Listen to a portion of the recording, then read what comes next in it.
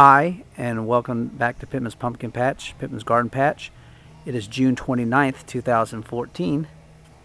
And, I'm sorry it's been over a month since my last video. This almost sounds like a confession.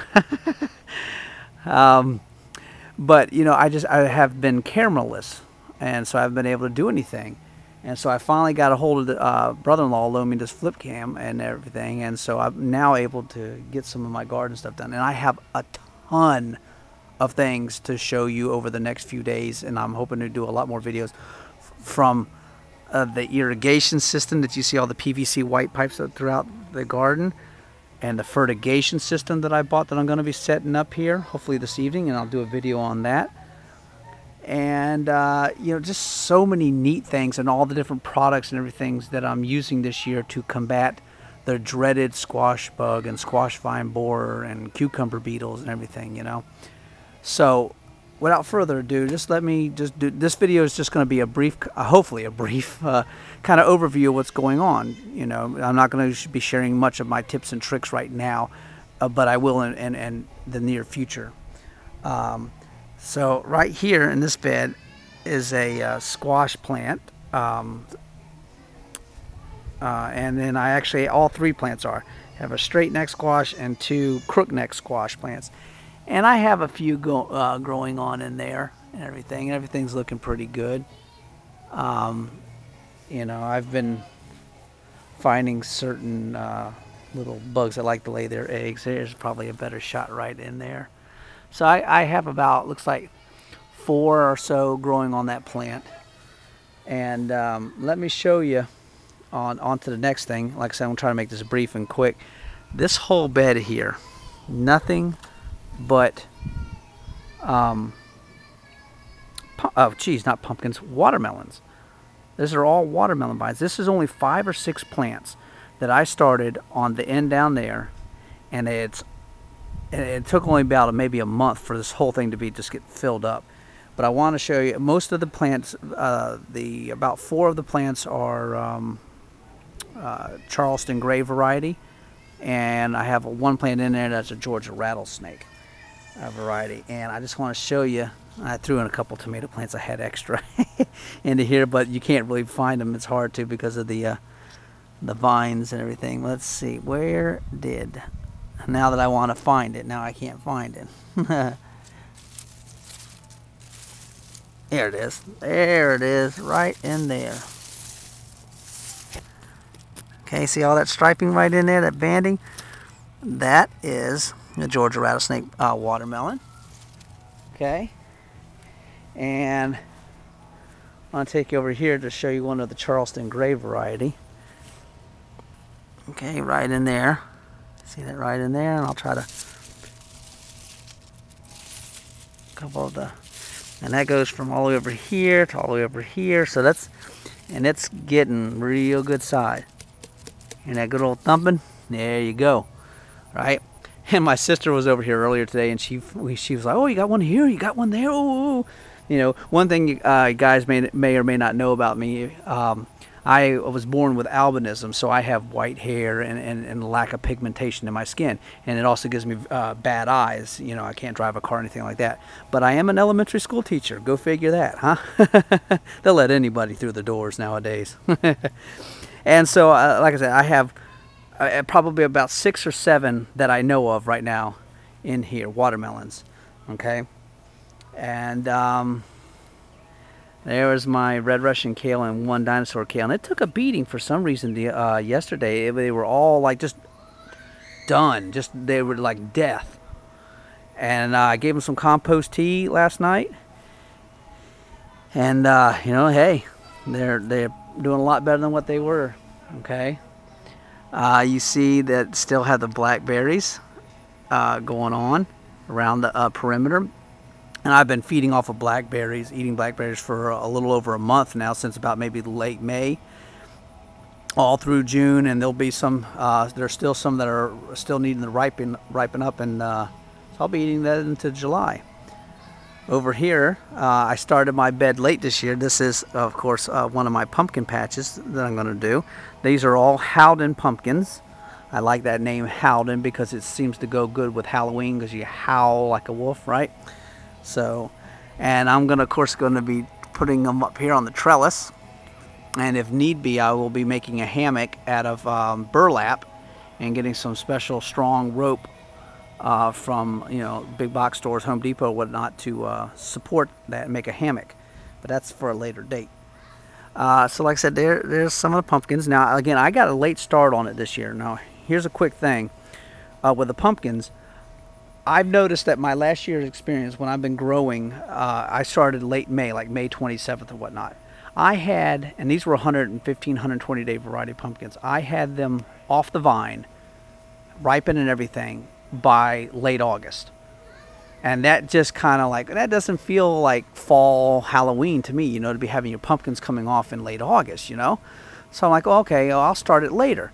So I know that growing in the medium, the soil that I grow in, and all the different organics and all the stuff that I put into my soil, you know, that my pumpkins grow faster and ripen sooner than what the directions on the seed package says. Seed package says, oh, you know, 120 days. So, you know, you go back, okay, May 27th, June, July, August, September 27th. So they should have been done at late September, right? Again, I had them about a month early. They were done.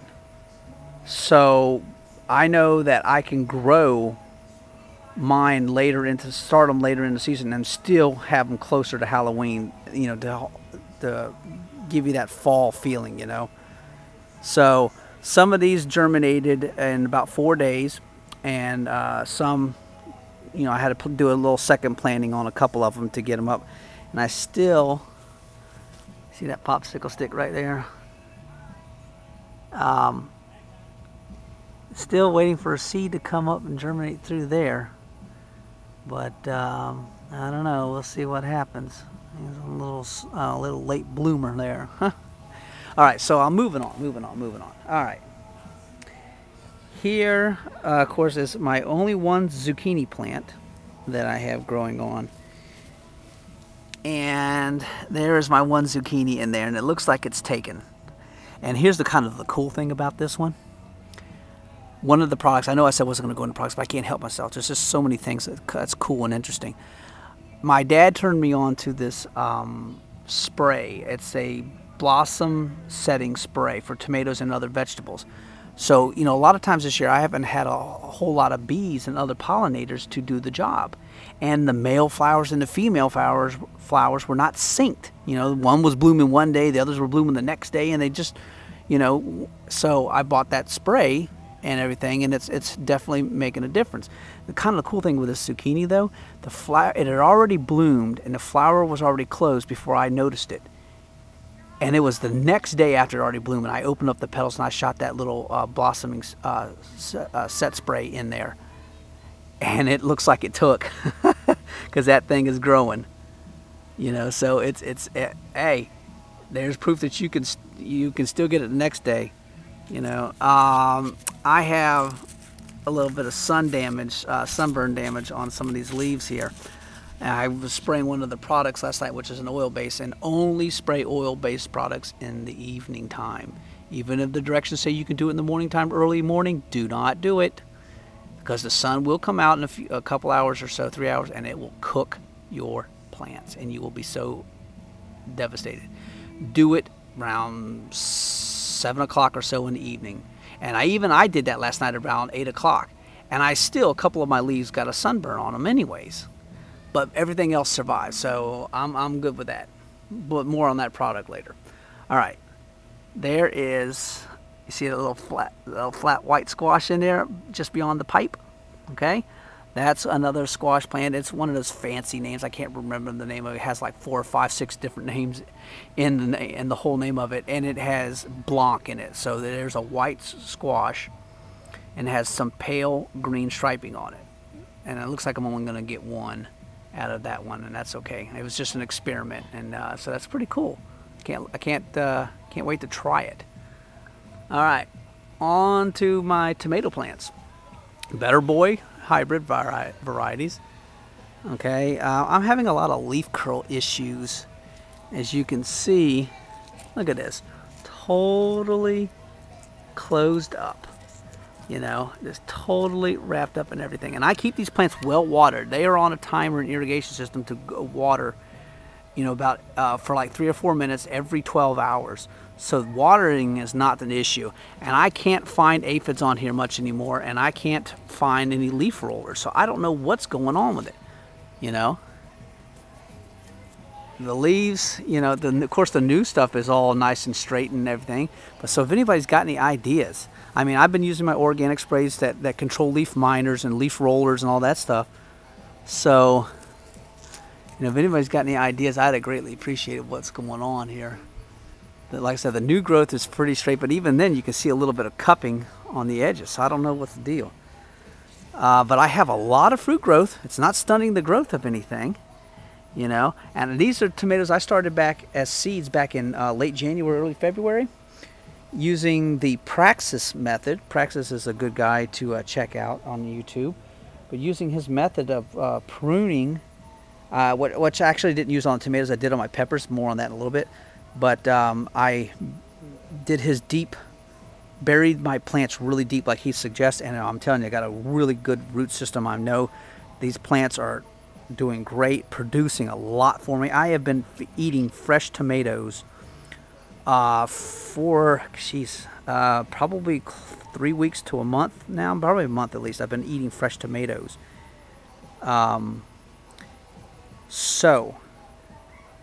And I just picked 3 more off today, and I got a lot of tomatoes on here and everything, and I'll share with you tips and tricks. Oh, looks like a couple more tomato going to be ripe in there pretty soon. But here's a shot down in here. I kind of have a couple basil plants in here, you know, a couple of oregano plants back it right in there just beyond the pipe. A couple of oregano down in there. And like I said, a couple tomatoes and stuff right here. This is, I might be ripping this plant out here pretty soon. It's not really doing a whole lot. It's pretty skimpy. So I might be getting rid of this one here and, you know, maybe put something else in there. I don't know. So you can see the blackberries. You can see some of them are black, some of them are still red and everything, and ripening still. So that's good to go. And let me take you over here to my pepper bed. Now this is kind of cool. Let me start off by saying I have 3 rows in this 4x8 raised bed. Okay, in this first row closest to me, all the way down to the very end, except for the last pepper plant, but everything else in here in this first row is chocolate bell peppers. Okay. The middle row, purple bell peppers, except for the last plant on the very end. And the third row, I have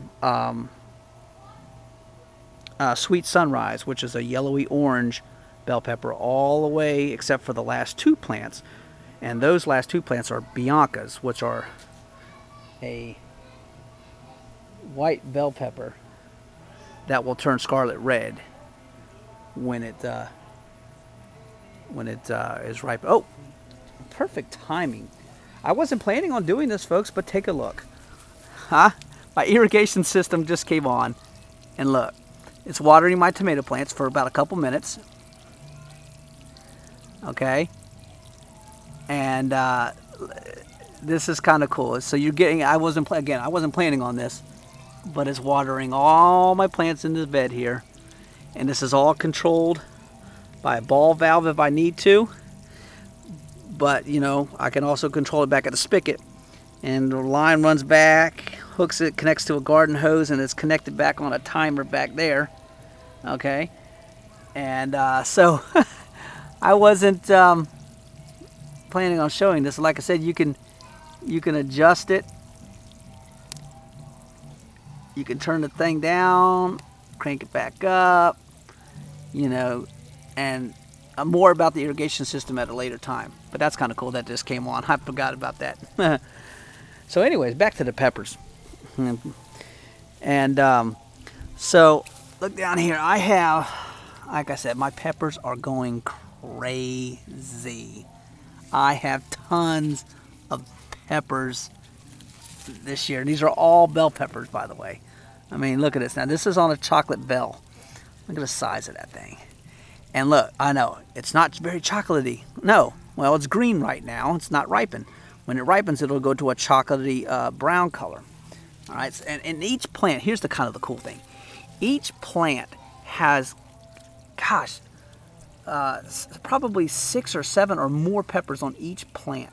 Like I said, my sister came over earlier, and I was showing her, taking her on a little tour. See how it just cut down? The water just turned off, and in a minute or so, it'll go to another bed. The water will turn on there for a couple minutes. Just give them a little drink in the evening time. So anyways, I was giving her a tour, and I was showing her my purple bells, and she just started counting. I said, yeah, it's probably about 5 or 6. She goes, God, she goes, there's just 7 bell peppers just on one side of the plant, on just one of the plants. And she's got, so, you know, it's pretty cool. I'm just going nuts over this. So like I said, nice huge bell peppers. Oh, I'm gonna rescue you, you little booger. You are trapped and stuck in there. Yeah, look at you getting deformed. What happened was this one is there you go, you're free, buddy. I don't know how you're gonna grow because you got crushed in there. Look how they did that. That's just not right. You know, that's nature for you. It got wedged in between 2 of the main stems and almost got cut in half. So anyhow, that's kind of cool. Let me show you. I'm hoping to get the lighting will be just right so that I can show you. Let me find some of the real. Oh, here we go. Let me get in here. Okay, I am hoping that the light is really picking up and getting the sunlight caught on this. See that purple bell that I'm holding right there? That's a big sucker. All right. Oh, sorry about that. Really trying to get the light angle on there so it really shows the purple on there. But I have quite a few. And again, purple bell pepper started out as green also. And then so that's what one is ready to go. I want to understand. There's one that's a little bit smaller, but maybe you can see the purple color a little bit better. Okay. So anywho, those would be coming off. I wanted to shoot the video of them because I didn't want to, before I started harvesting some of these. Now this on the end here, and the plant right behind it is a Hungarian tomato pepper. A student of mine, her grandpa gave me these seeds and said, hey, you know, check these out, try these out and everything. And so I want to, these have more of a tomato look to them, but there are sweet peppers. Okay, and there's one growing right there. So they have a more of a flattened, round bottom to them and everything. So that's kind of cool. Oh, by the way, see this flower here? Okay, hand pollinating. One of the little tips to get bigger yields. Shh. Tell all your friends, right? Just rub it around, and then give the plant a good little shake to also help loosen it up. And there you go. Look at that. Here's another. There's 2 chocolate bell peppers right there, but they haven't ripened yet. All right. So moving on. Here's another Hungarian tomato pepper plant right here. And now these were smaller ones. I haven't. These were started by seeds later in the game. You know, everything else that's so much bigger because I had a head start on those. Okay, this plant here and this one here. Here are my Biancas. All right, they grow. Again, here's flower. You know, get a little rub down in there. A little rub down. Hand pollinate them. And like I said, I have peppers. Let me show you one of them. All right, so here is a bell pepper right there. All right, one of the Biancas. Now, of course, it's green. It'll turn white when it's does its thing, when it starts to ripen. And I have a nice, good size one right here. let's see, there it is right here. So it'll ripen up. And let me take you over to the Sweet Sunrise and find you one of my good ones in here. I mean, geez, take your pick, right? Oh, weed, get out of there. No, not that kind of weed. Don't do that stuff. All right, so there you go. That's the Sweet Sunrise bell pepper. Still hasn't ripened yet, but it'll get there. Notice this nice, thick stem. And that's part of the Praxis method. Thank you, sir. And I'll be explaining more about his method and everything. I owe a lot to a lot of other different people.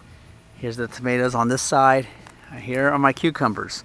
I only have 2 cucumber plants. Both of them are munchers.